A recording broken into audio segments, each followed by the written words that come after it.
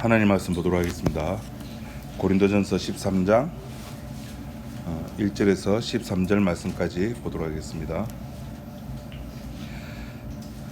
내가 사람의 방언과 천사의 말을 할지라도 사랑이 없으면 소리 나르는 구리와 울리는 꽹과리가 되고, 내가 예언하는 능이 있어 모든 비밀과 모든 지식을 알고 또 산을 옮길 만한 모든 믿음이 있을지라도 사랑이 없으면 내가 아무것도 아니요, 내가 내게 있는 모든 것으로 구제하고 또 내 몸을 불사르게 내어줄지라도 사랑이 없으면 내게 아무 유익이 없느니라. 사랑은 오래 참고 사랑은 온유하며 투기하는 자가 되지 아니하며, 사랑은 자랑하지 아니하며 교만하지 아니하며 무례히 행치 아니하며 자기의 유익을 굳지 아니하며 성내지 아니하며 악한 것을 생각지 아니하며 불의를 기뻐하지 아니하며 진리와 함께 기뻐하고 모든 것을 참으며 모든 것을 믿으며 모든 것을 바라며 모든 것을 견디느니라. 사랑은 언제까지든지 떨어지지 아니하나 예언도 패하고 방언도 그치고 지식도 패하리라.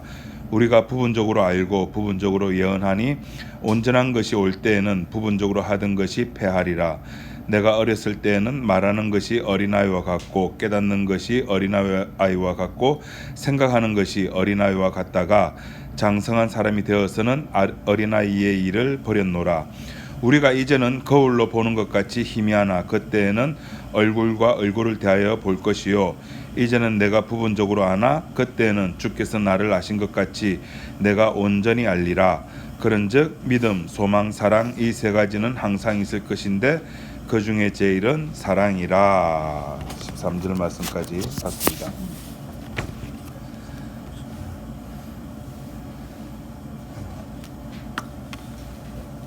이 고린도전서 13장을 이제 교회에서는 사랑장이라 그러죠. 사랑. 오늘 그 사랑에 대한 이제 마지막 부분에 대해서 이야기를 오늘 우리가 나누려고 하는데, 좀 아리까리한 내용이 오늘 본문 마지막 부분에 나옵니다. 13절 말씀 보니까 믿음과 소망과 사랑, 그 중에 제일은 사랑이다. 왜 사랑이 제일일까? 몰라요. 바울이 설명을 안 하고 있습니다. 왜 사랑이 제일인지는. 아마 그 바울과 고린도 교회 교인들 간에 교감은 있겠죠. 왜 사랑이 제일인지는. 단지 우리가 오늘 본문이나 앞에서 했던 내용들을 쭉 살펴보면은, 특히 오늘 본문에서는 그 시제가 두 개가 나옵니다. 10 몇 절이죠? 12절에 보시면은 시제가 두 부분이 나옵니다. 이제는 이라는 부분이 나오고 또 그때에는 이렇게 두 개의 시제가 나오는데,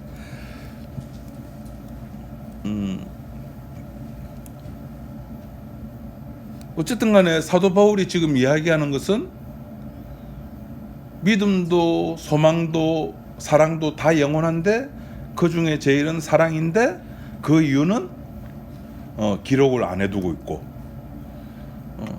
그 단지 본문에 나와 있는 이 내용을 보면은 믿음과 소망의 최종 목적이 있는 겁니다. 그게 뭐냐면은 사랑이죠. 믿음과 소망이 나 믿음 있어, 오케이, 그걸로 끝나는 것이 아니고, 나 죽어서 천국 가는 그런 소망 가지고 있어, 그걸로 오케이 됐어, 그걸로 끝나는 것이 아니라, 믿음과 소망이 지향하는 것은 사랑이라고 한다는 것을 이야기를 하고 지금 있는데, 왜 그것이 사랑이 제일 큰지는, 그것이 왜 좋은지는 설명을 하지 않고 있다는 겁니다. 하나님께서 그렇게 일단 그렇게 시작을 해두신 겁니다. 그러면 우리가 여기서 이제 사랑을 마무리를 하면서, 사랑장을 마무리를 하면서 전체적으로 우리가 하나 짚어봐야 될 것이, 이 사랑이라고 하는 이야기가 어떻게 해서 나오게 됐습니까?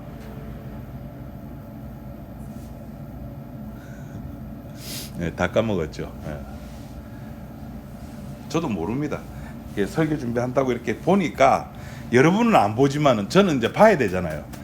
이렇게 앞에 했던 거를 또 찾아보고 이렇게 되니까 11장에 12장 1절 한번 보십시오. 뭐라 됐습니까? 형제들아, 신령한 것에 대하여는 내가 너희의 알지 못하기를 원치 아니한다라고 되어 있죠. 사도 바울의 원함이에요. 나는 너희들이 신령한 것을 알기를 원한다라는 겁니다. 그럼 신령한 것을 알기를 원하는 이 이야기가 왜 나왔을까요? 그건 이제 11장에 나오는 사건 때문이죠. 우상 숭배 먹고 이것을 뭐 해야 됩니까? 말아야 됩니까? 여자들은 뭐 머리에 수건을 써야 됩니까? 말아야 됩니까? 예배 식사할 때 먼저 와서 먹으면 됩니까? 아닙니까? 자꾸 엉뚱한데 이렇게 고린도 교인들이 신경을 쓰는 거예요. 자꾸 엉뚱한데 신경 쓰니까 야, 그거 아니야. 너희들이 교회 부름을 받은 자들의 모임이잖아. 부름 받은 자들의 모임은 그런 거 신경 쓰는 거 아니야. 내가 너희들이 진짜 신경 써야 될 거 알려줄게. 그것이 뭐냐면 신령한 거야. 그래서 나온 거예요. 그 먹는 문제 그거 아무것도 아니라는 겁니다. 우상 숭배, 우상에게 드린 재물 먹어야 됩니까? 그게 중요한 게 아니라는 겁니다. 그건 먹든지 마시든지 뭐 알아서 해라. 그게 중요한 게 아니고 진짜 중요한 것은 신령한 거라는 겁니다. 신령한 거. 뭐 우리는 자꾸 교회에서 맞다 틀리다를 자꾸 따지죠. 맞으면 뭐 하고 틀리면 뭐 할 겁니까? 그게 우리 천국 가는데 도움 됩니까? 아니요. 전혀. 예배 시간에 예배 드릴 때 뭐 찬송가를 부르는 게 맞습니까? CCM을 부르는 게 맞습니까? 예배 시간에 복음성가 부르면 됩니까? 안 됩니까? 근데 권사님 우리 저하고 연배 차이 나지만 권사님 옛날 젊었을 때 예뻤으셨을 때에 복음성가 부르면 됩니까? 안 됩니까? 교회에서 예배 시간에 안 되죠. 예배 시간에 막 율동 이런 거 하면 됩니까? 안 됩니까? 그것도 대예배 시간에 안 되죠. 근데 요새는 되죠. 다 합니다. 옛날에는 안 됐는데 지금 된다. 요건 뭐죠? 요걸 뭐라 그러죠? 문화. 진리 아닙니다. 문화입니다. 와우, 너그 목사님은 축도할 때 손 안 들고 하는데 요거 진리 아닙니다. 요건 뭐라 그러죠? 문화입니다. 손 들든 말든. 그럼 손 들 때 이렇게 들어야 됩니까? 이렇게 해야 됩니까? 손을 뭐 이렇게 모아야 됩니까? 이렇게 해야 됩니까? 어떻게 해야 됩니까? 축도할 때 지 마음대로. 한 손으로 하는 목사도 있어요. 지 마음대로. 이런 거 가지고 시시비비 따지지 말라는 겁니다. 교회에서 관심 가져야 될 건 뭐다? 신령한 거. 너희들이 알아야 될 것은 신령한 거라는 겁니다. 그러면서 그 신령한 것을 이야기를 하면서 12장 31절에 이 사도 바울이 한술 더 떠가지고 이런 이야기를 합니다. 너희는 더 큰 은사, 더 큰 신령한 것이 있다고 이야기합니다. 그냥 신령한 것도 있고 사도 바울이 그렇게 나눠놓은 겁니다. 어떤 기준에서 나오는 거 저한테 물어보시면 안 됩니다. 목사님, 예언이 큰 은사입니까? 방언이 큰 은사입니까? 어떤 게 큰 은사일까요? 자, 1번 예언이 큰 은사, 2번 방언이 큰 은사, 3번 병 고치는 은사, 4번 방언 통역 은사. 어떤 게 큰 은사일까요? 제일 큰 은사가 몰라요. 어떤 기준인지 몰라요. 거기는 답이 없어요. 12장 31절에 사도 바울이 너희는 더욱 큰 은사를 사모하라. 내가 또한 제일 좋은 길을 너희에게 보이리라. 제일 큰 은사를 사모하라 하면서 내가 그걸 가르쳐 줄게. 12장이 그렇게 끝나는 거예요. 그렇게 끝나면서 13장에 무슨 이야기가 나옵니까? 사랑 이야기가 나오는 거예요. 그 사랑 이야기의 마지막 부분을 이야기를 하면서 오늘 12절에 이렇게 이야기를 합니다. 우리가 이제는 시간 이제 시제가 하나 나옵니다. 이제는 거울로 보는 것 같이 희미하나 그때에는 얼굴과 얼굴을 대하여 볼 것이요 이제는 내가 부분적으로 아나 그때에는 주께서 나를 아신 것 같이 내가 온전히 알리라. 이제는 지금은 뭔가 좀 희미하고 티미하고 뿌옇고 백내장 낀 것 같은데 그때가 되면은 백내장 수술을 해가지고 맑고 환하고 뚜렷하게 시력 2.0으로 보게 된다는 이야기를 지금 하고 있는 겁니다. 그러면 이제 알고 있는 거, 희미하게 알고 있는 거, 뿌옇게 알고 있는 거, 요거는 진짜 배일까요? 진짜 배이 아닐까요? 부분적으로 아는 거, 요거는 진짜일까요? 가짜일까요? 아, 요것도 또 아리까리하다, 그죠?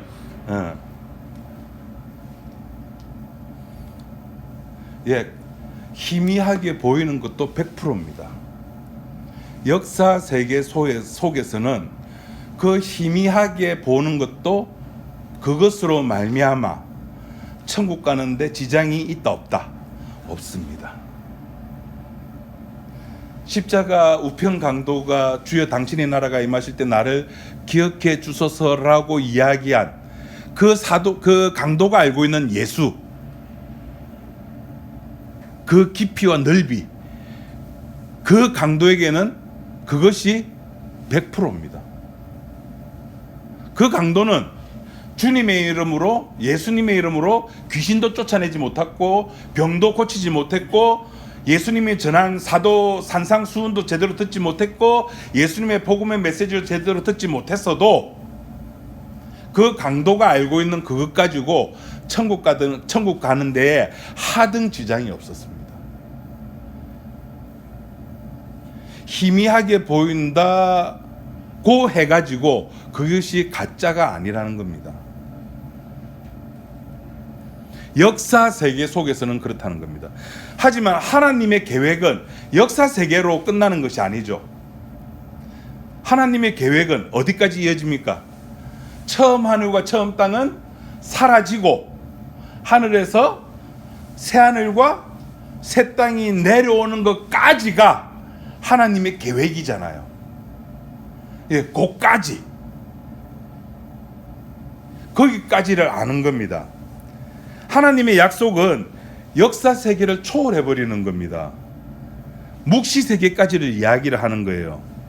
그 묵시 세계를 그때에 해당하는 겁니다. 그때에는 이제 모든 것이 명명백백하게 다 드러난 겁니다. 하나님의 마음이 이거였구나. 아, 어린 양이 영광 받으시는 거구나. 그래서 24장로들도 14만 4천 명 성도들도 어디에만 집중합니까? 어린 양 찬양하는 데만 집중을 하는 거예요. 다메섹 도상에서 바울이 누구를 만났습니까? 예수님을 만났습니다. 그걸로 충분했을까요? 불충분했을까요? 바울에게.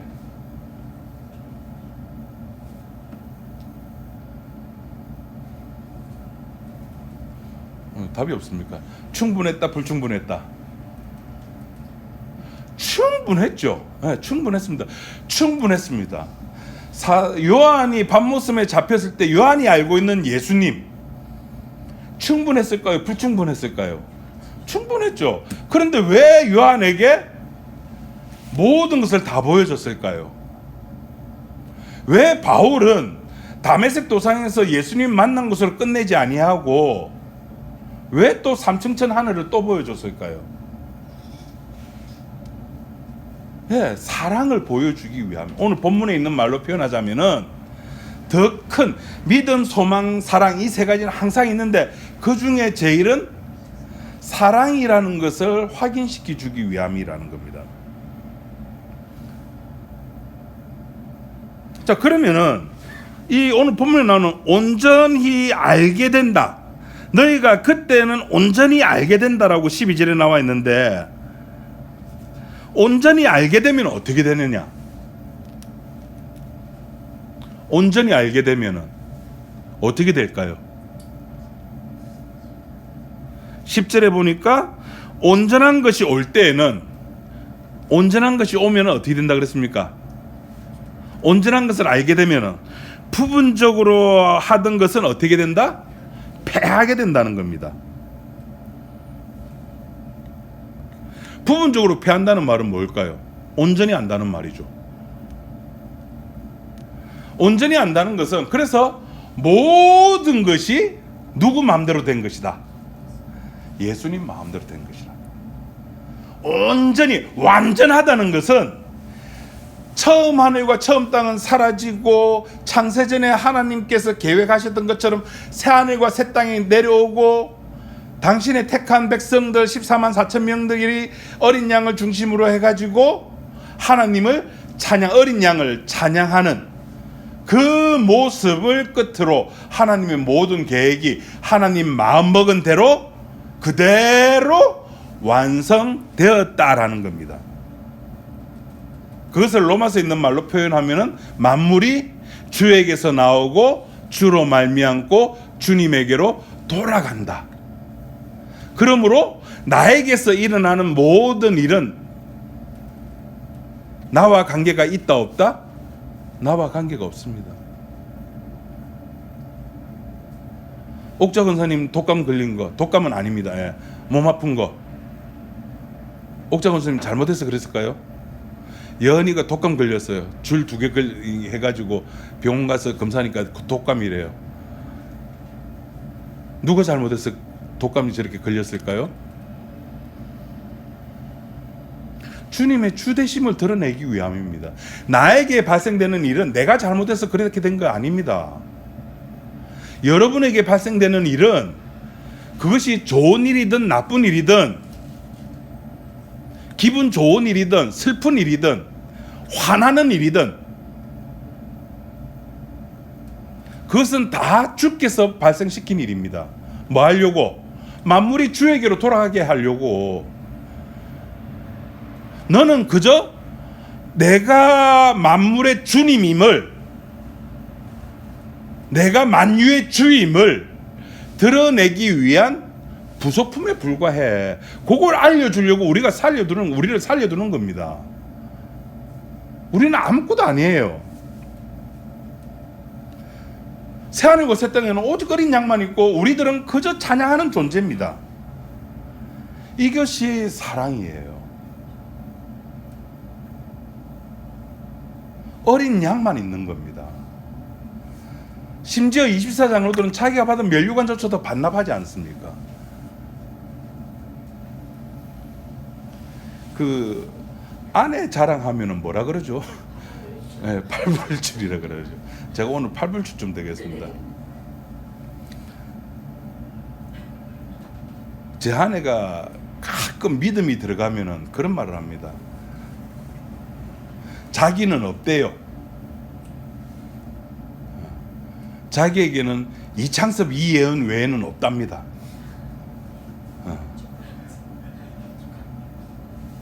그래, 제 동생 부인 재수 씨라 그러죠. 형님, 제발 좀 예은이 이창섭 좀 버리세요.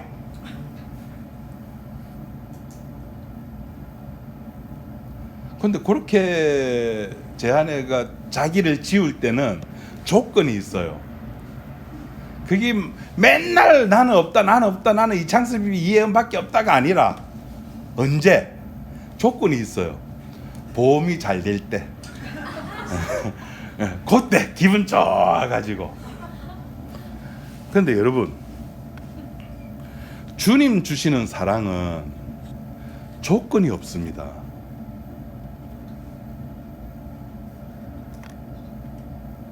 우리는 조건에 따라서 우리의 감정이 왔다 갔다 하잖아요.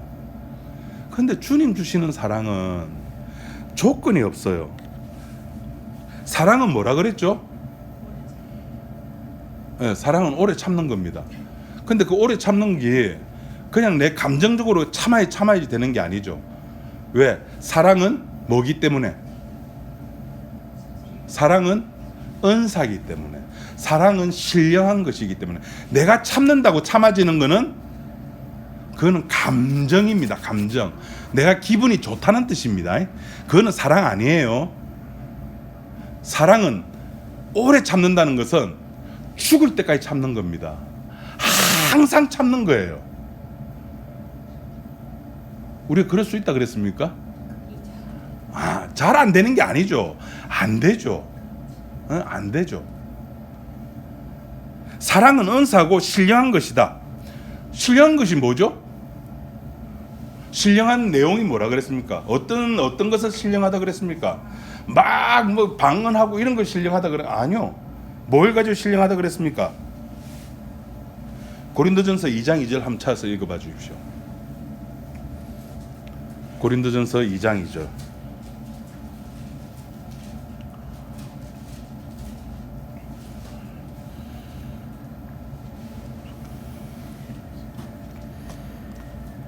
자, 다 같이 읽어보죠. 시작.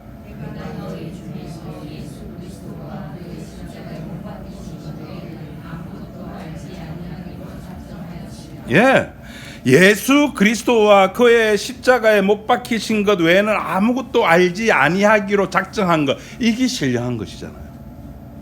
내가 알고 있는 것은 아무것도 아니고 예수님에 관한 것만, 그것이 신령한 것입니다. 이것을 아는데 조건이 없는 거예요. 우리는 원인이 있어야 되고 이유가 있습니다. 그런데 하나님께서 주시는 사랑에는 원인도 없고 이유도 없어요.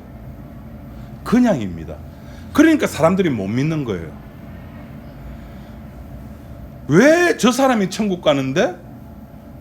왜 이방인이 천국 가는데? 예수님이 오죽했으면 그런 말씀을 했습니까? 너희보다 누가 먼저 천국 간다? 세리와 창기가 먼저 간다 그런 거예요. 그냥 성경에서 말하는 사랑이라고 하는 것은 그냥 결과를 우리들에게 주어주는 겁니다. 결과를 남겨주는 겁니다. 결과가 주어지기 때문에 오늘 본문 12절에 보면은 이제는 거울로 보는 것 같이 희미하나 그때는 얼굴과 얼굴을 대하는 것처럼, 이제는 부분적으로 내가 아나 그때는 주께서 나를 아신 것 같이 내가 온전히 완벽하게 주님을 알게 된다는 겁니다.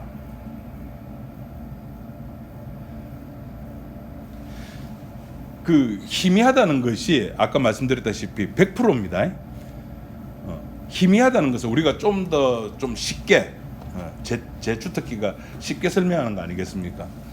희미하다는 것이 뭘까요? 바울이 사용했던 그 용어로 문장으로 그거 이야기를 하면은 왔다리 갔다리 하는 겁니다. 왔다리 갔다리 하면은 생각나는 성경 혹시 있을까요? 왔다리 갔다리. 제가 자주 말씀드린 성경 내용입니다. 네, 로마서 7장에 나오는 내용. 내 속에 두 개의 마음이 있는 거예요. 그거 왔다리 갔다리 하는 걸 희미하다 그러는 겁니다. 알아요. 아는데 안 되는 거. 그런데 그것을 그때가 되면은 온전히 완벽하게 주님만 찬양하게 된다는 겁니다. 그게 종말이죠. 그래서 종말에는 내가 살아왔던 모든 것이 결국에는 누구를 드러내기 위함이었다. 주님을 드러내기 위한 삶이었음이 드러나게 되는 겁니다. 그러니까 그거를 지금 알자는 거예요. 지금 내가 종말에 가가지고 새하늘과 새 땅에 가서 주님을 하는 것을 땡겨 와가지고 2025년 1월 둘째 주에 내가 살아가는 것이 주님만을 위해서 살아가는, 어린 양을 위해서만 살아가는 존재구나라는 것을 지금 역사 세계 속에서 맛을 보자는 겁니다. 지혜로운 다섯 처녀처럼.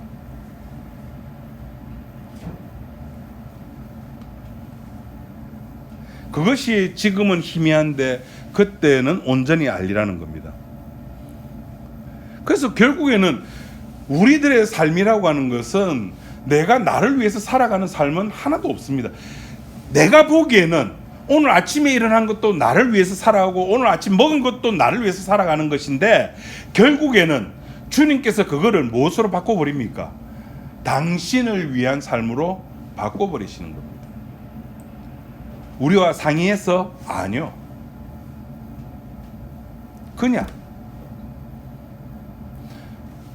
거지 나사로의 삶을 아침에 일어나서 뭘 먹노? 오로지 부자가 떨어지는 그 부스러기만 바라보는 그 삶인데도 불구하고 그 삶을 하나님은 아브라함 품에 있는 삶으로 바꿔버리시잖아요. 나사로가 무슨 신앙적인 삶을 살았습니까? 나사로가 뭐 선교사였습니까? 나사로가 목사였습니까? 장로였습니까? 아니요. 그저 아침에 일어나면 뭘 먹노? 먹는 것밖에 성경에 안 기록.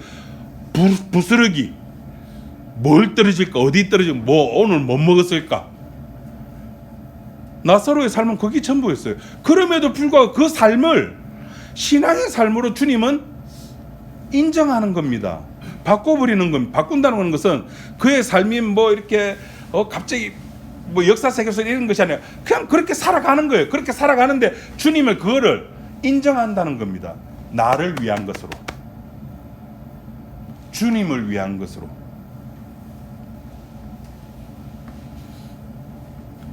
그래서 우리는 내 삶은 나를 위해서 살아가는 것이 아닙니다. 이 사실을 역사 세계 속에서 확인하면서 사는 것을 신앙생활이라 그러는 겁니다. 교회 와서 확인하고 집에서도 확인하는 그 자리, 그 시간이 예배 드리는 시간이고 그 자리가 교회가 되는 거죠. 제가 몇 번 말씀드렸습니까? 48번 말씀드렸습니다. 지금까지.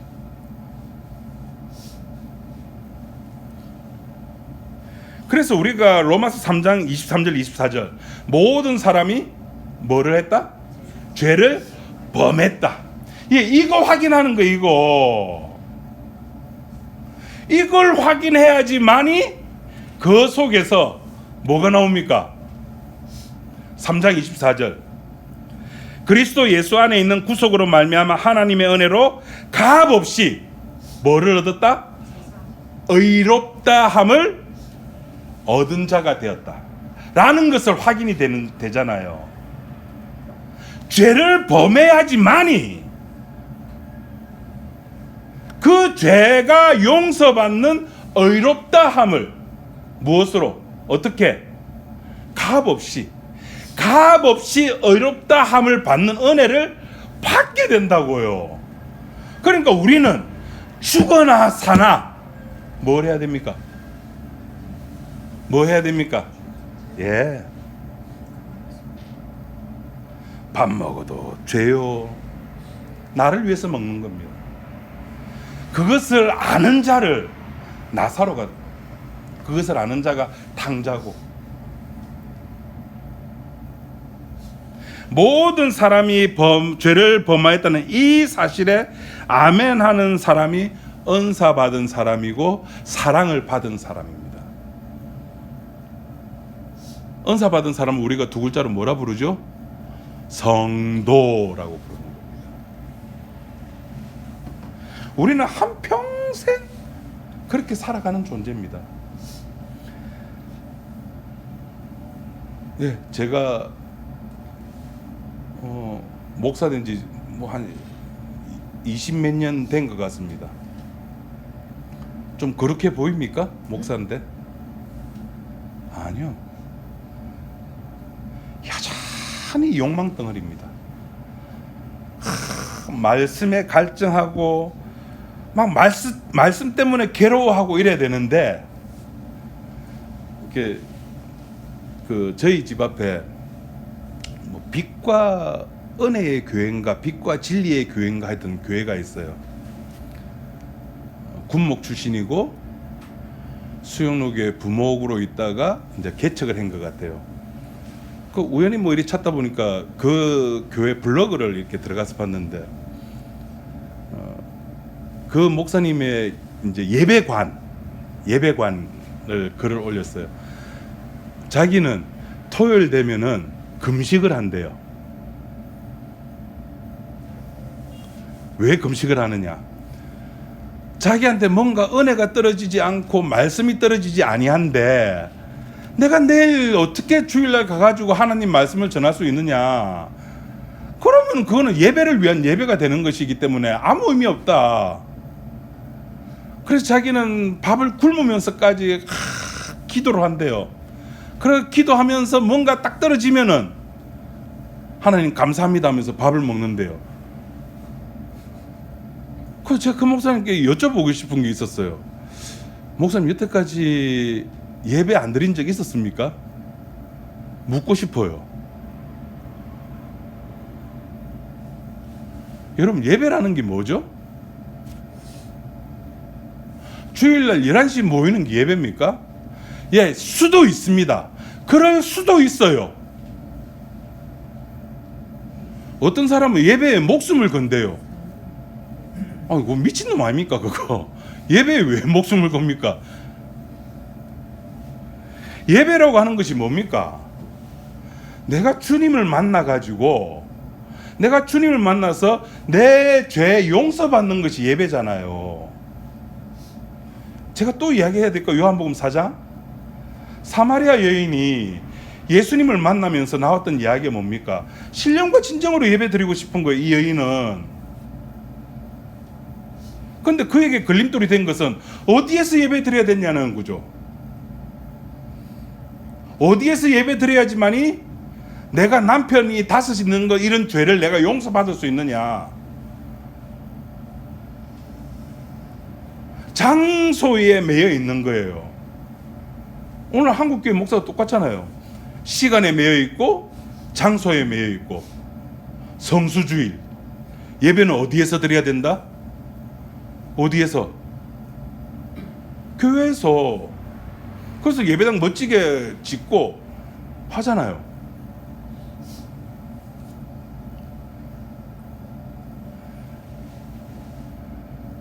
그 목사는 그 예배에 그렇게 욕망에 사로잡혀 있는 거예요. 저는 그렇지 못합니다. 저는 어디에 사로잡혔는지 아십니까? 자전거에. 이게 보면은 자전거가 여러분 그냥 간단하게 보이죠. 야, 부품들이 뭐 페달 여러분 보면 아무것도 아닌데 페달 하나에 뭐 40만 50만 원짜리 더 있고 또 그 안에 뭐 하여튼 그 욕망 안에 딱 필이 꽂히면은 저는 잠 못 자요. 그걸 꼭 하여튼 사야 돼요. 무슨 수를 쓰더라도 사야 돼요. 그래서 제 아내가 그걸 알아요. 그 옛날에는 그것 때문에 참 많이 싸웠거든요. 근데 이제 저도 이제 25년 되면서 이제 철이 들려고요. 이제 물건에 대한 욕망을 이제 안 가져야지라고 마음을 먹는데, 예, 마음을 먹습니다. 이게 예, 될런지 안 될런지는 모르겠지만은,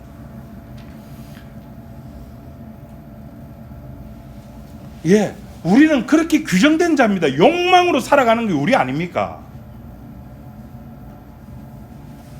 여러분, 우리 솔직하게 사탄이 마귀가 네 복음 버리면은 니한테 1년 12달 52주죠. 52주 매주 로또 복권 번호 6개 내가 알려줄게 하면은 복음 버릴 용이 있다 없다?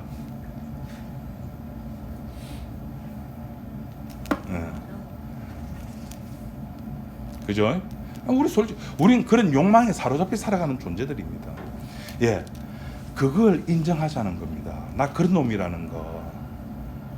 교회라고 하는 것은 그런 걸 이야기하는 자리를 교회라고 하는 겁니다. 나 욕망 덩어리야. 나 자전거에 미쳤어.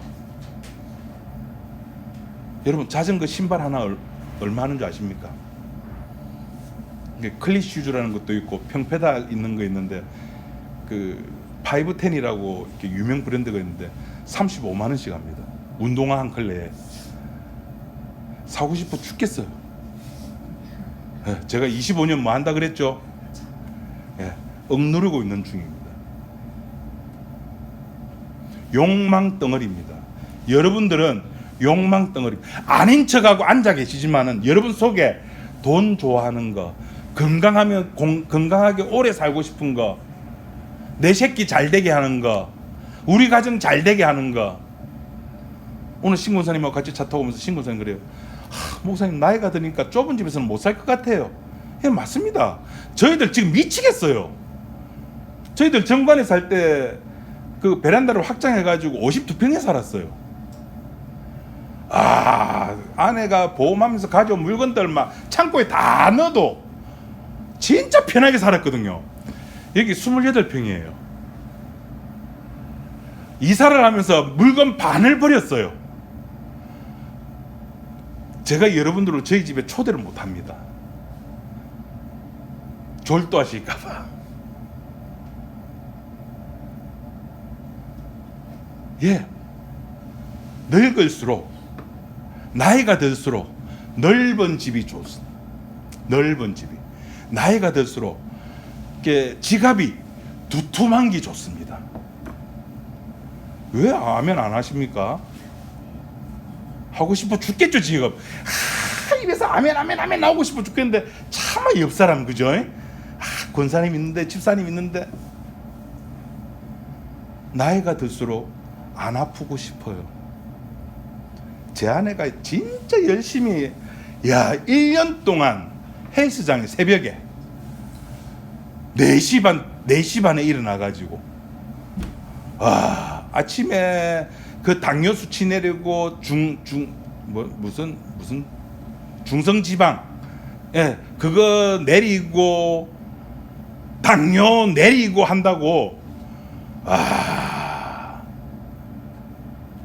그 늘 유튜브 듣는 게 건강, 주식, 경제. 남편 설교는 죽으라고 안 들어요. 저는 집에서 제 설교 듣는 아내는 한 번도 못 봤습니다. 제 딸도 마찬가지고. 우리가 욕망 덩어리임을 확인하셔야 됩니다. 모든 사람이 죄를 범하였음에 그것이 시작이 되어야지만이 값없이 어렵다함을 받아서 하나님께 영광을 돌린다는 로마서 3장 23절 24절 이 메시지가, 이 말씀이 완성이 되잖아요. 로마서 3장 23절 읽어드리겠습니다. 모든 사람이 죄를 범하였음에 하나님 영광에 이르지 못하더니 그리스도 예수 안에 있는 구속으로 말미암아 하나님의 은혜로 값없이 어렵다 하심을 얻은 자 되었느니라. 구속이라는 신비와 힘이 우리가 규정된 그 죄인이라고 규정되어 있는 그 규정을 깨버린다고요. 그 구속이 하나님의 영광에 이르게 한다잖아요. 그 연말 되면은 각 방송사마다 난리죠. 10대 가수 뭐 예능 대상 연기자상 이래가지고 막 상을 많이 주죠. 그러면은 연예인들 나와가지고 예수 믿는 사람 같으면은 이 상을 받게 해주신 하나님께 영광 돌립니다. 웃기는 소리 하지만 하나님께 영광 돌리는 게 뭔데요? 오늘 얘기 나왔잖아요. 죄를 범해서 하나님께 영광이 안 되는 거예요. 죄를 범하였기 때문에 하나님의 영광에 이르지 못하는 겁니다. 그럼 하나님의 영광이 뭡니까? 그 24절에 나오잖아요. 하나님의 은혜로 값없이 의롭다 하심을 얻게 되면은 그것이 뭐라고요? 그것이 하나님께 영광이라고요. 트로피 받아서 하나님께 영광이 아니고, 큰 교회 지었다고 해가지고 하나님께 영광이 아니고, 그건 욕망이고, 내가 선교사 나간 지 10년 됐다 20년 됐다 내가 목회한 지 30년 40년 됐다, 이거 전부 다 욕망이고, 값없이 의롭다함을 받게 된 그 사실 자체가 하나님께 영광이라고요.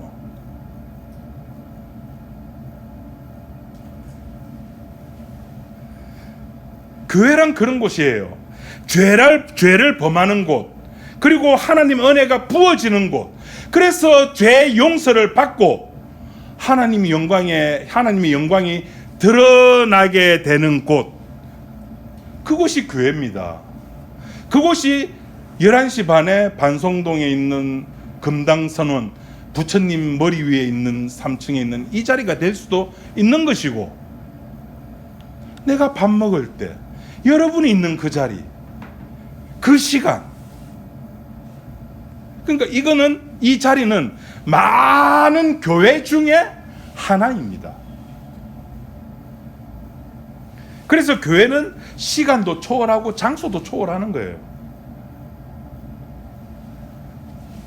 초월이라고 하는 게 뭡니까? 내가 있는 모든 곳, 내가 있는 모든 시간이 하나님의 영광이 이르는 장소가 되는 겁니다.